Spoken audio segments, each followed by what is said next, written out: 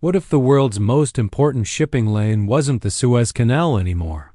What if it was a frozen corridor, guarded by Russian nuclear reactors, bankrolled by Beijing's billions, and beyond the reach of the U.S. Navy? That corridor exists. It's called the Northern Sea Route.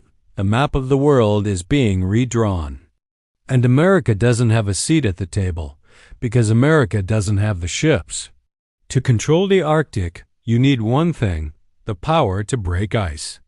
Russia has 8 nuclear-powered icebreakers in active service, vessels powered by reactors that don't need refueling for years, crushing through ice that would destroy conventional steel.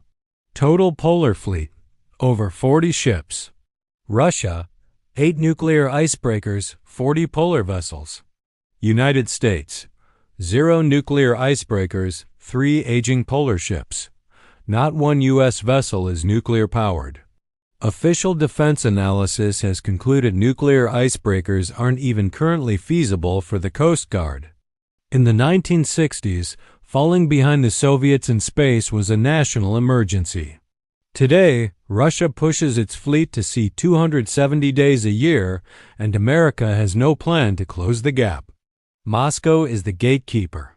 Shanghai to Rotterdam via Suez, 10,600 nautical miles, 27 days minimum, with Red Sea disruptions forcing Cape of Good Hope diversions closer to 40. Via the Northern Sea Route, 6,500 nautical miles, 18 days, 9 to 12 days saved per voyage. Suez, 27 days, 120 tons day equals approximately 3,240 tons bunker fuel. NSR, 18 days, 120 tons day equals approximately 2,160 tons bunker fuel. Saving, approximately 1,080 tons, CO reduction, approximately 50%. Multiply that across thousands of voyages. Every day saved is money not spent on fuel, crew, and locked-up capital. At scale, that arithmetic reshapes the price of everything and gives whoever controls the fast lane structural leverage over the global economy. The Suez Canal generates roughly $10 billion a year for Egypt, and it is the primary instrument of American leverage over the most strategically sensitive corridor on the planet. U.S. naval dominance of the Red Sea was the guarantee that kept global trade flowing. Beijing is quietly building a replacement. China's Polar Silk Road, formalized in its 2018 Arctic Policy White Paper, creates a third Asia-Europe corridor that bypasses every choke point America guards. 2023, 7, 2024, 11, 2025, 14, up 100% in 2 years, 14 voyages. Until you remember it was 5 years ago.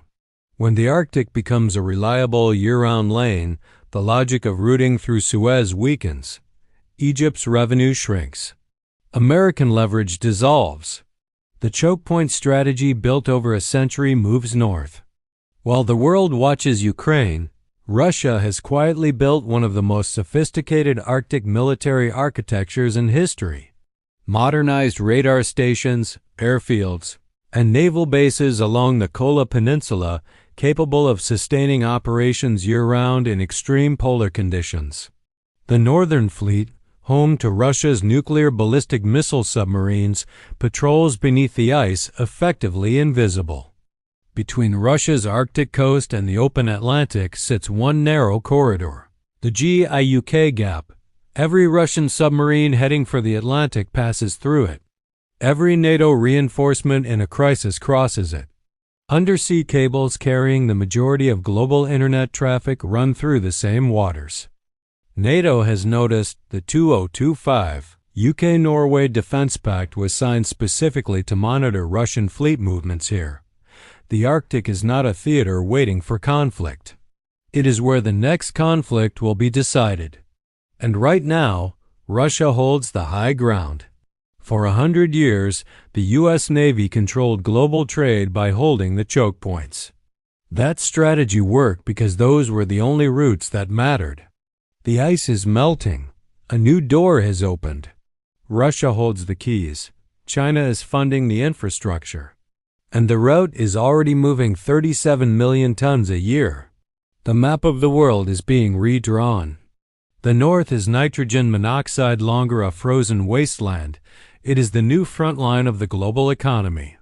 The question is nitrogen monoxide longer. Whether America will compete.